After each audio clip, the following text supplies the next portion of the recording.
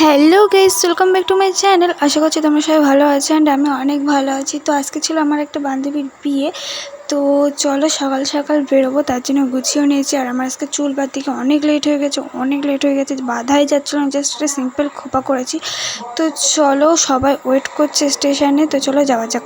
তারপর কিন্তু আমি আমার বান্ধবীর জন্য দাঁড়িয়েছিলাম ও কখন আসবে তার জন্য, কিন্তু ও বললো যে ও বাড়ি থেকে ডাইরেক্ট স্টেশনে চলে যাবে, কারণ দেরি হয়ে গেছে। ওই জন্য আমিও বেরিয়ে পড়লাম স্টেশনে যাওয়ার জন্য।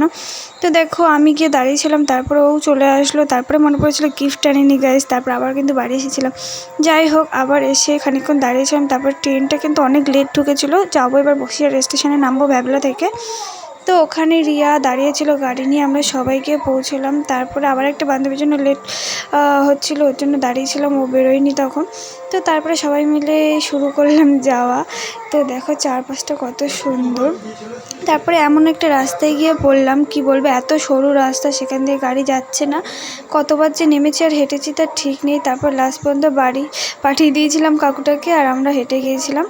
তো গিয়েই দেখি ম্যাডাম সাজছে, এখনও সাজা কমপ্লিট হয়নি। আর এদের তো নিয়ম আলাদা, যেহেতু ওদের হচ্ছে শ্বশুরবাড়ি থেকেই জামা কাপড় দিয়ে যায়, মানে এই শাড়িটা আর কি, আর যাবতীয় জামা কাপড় যা যা লাগে সব কিছুই দিয়ে যায়। তো তারপরে গিয়ে আমরা কিন্তু ওখানে খানিকক্ষণ বসেছিলাম। তারপর ওনারা খুব আমাদের যত্ন করছিল। তারপরে গিয়ে আমাদের লস্যি দিয়েছিলো, আমি অবশ্য লস্যি খাই না, তাও জোর জবরদস্তি খেতে হয়েছে। তারপরে গিয়ে আমাদের বললো যে তোমরা খেয়ে নাও। তারপরে ঘুরোঘুরি খেতে গেছিলাম। তারপর দেখো বৃষ্টি এসছে কত জোরে, পুরো জল জমে গেছিলো একটুখানি বৃষ্টি। তারপর একটা 7 আপ দিয়েছিলো খাওয়ার শেষে, সেটাই বসে বসে খাচ্ছিলাম আর কি।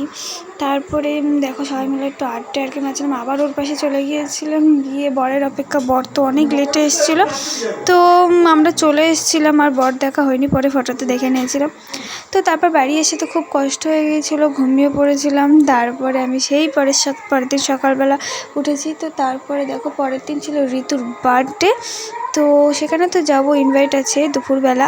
আর তার আগে আমার ক্লাস আছে, ওই জন্য ক্লাসে যাবো, 11:30 থেকে ক্লাস। অন্যদিন তো 3টে বাজে, কিন্তু আজকে একটু তাড়াতাড়ি বেরোতে হবে, কারণ সবাই চলে যাবে 1:30-এর মধ্যে, আমাকে তো যেতেই হবে। তো তারপরে দেখো ক্লাস থেকে এসে বাড়ি এসে আবার সাইকেল নিয়ে আমি ওদের বাড়ি চলে গেছি। তারপরে দেখো গিয়ে খানিকক্ষণ বসেছিলাম আমি, ভীষণ কষ্ট হচ্ছিলো গরমে, আর জানো তো কীরকম গরম পড়ছে।